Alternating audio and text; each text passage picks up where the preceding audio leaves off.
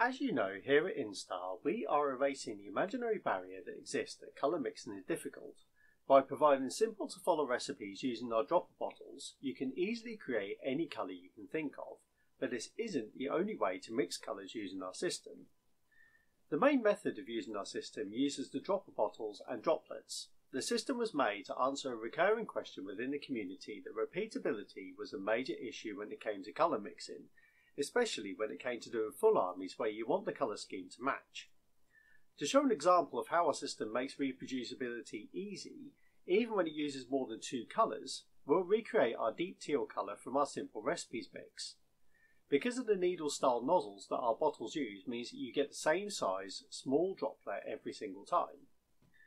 The recipes use whole numbers, which means they can be easily converted to drops. To start with, we'll dispense 3 drops of white, then 6 drops of blue, and finally 1 drop of oxide red.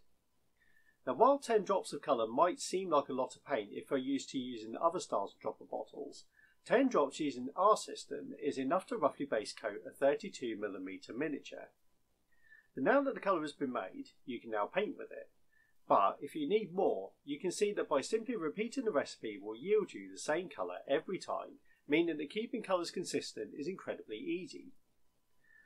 But what if you don't need a full amount of colour because you only have a small area to do? For this, there's the eyeball method, and for this example we'll use a more complex colour, our renowned Dev Flesh colour. Because this colour is a little more complex, the dropper method from before will not work, so a little bit of guesswork is needed. But because we have a recipe here in the decimalised format, which was designed for measuring the millilitres, it makes it easier to create the colour. To start with, we need to dispense all the whole numbers of drops. In this case, 8 drops of white and then another drop put at the side. Then a single drop of oxide red at the side. Then we dispense a drop of oxide yellow into the white and then place a drop of blue to the side. And these are the drops which we will draw from to create the final mix. From these separate drops, we then need to roughly gauge the percentage of each drop that we need to take. As mentioned before, each drop is uniform in size, so it's easy to count it as a 100% drop. To start with, we'll roughly measure out 25% of the pure white droplet as the recipe is asking for 0.25 millilitres. Then we'll roughly measure out 30% of the oxide red and finally 10% of the blue. As we mix this together, we notice that the colour is slightly off from the original, but this is to be expected when we are not accurately measuring. But because we have a recipe, we know which way we need to go to make the colour correct. As you can see, at the moment it's too green and not grey enough.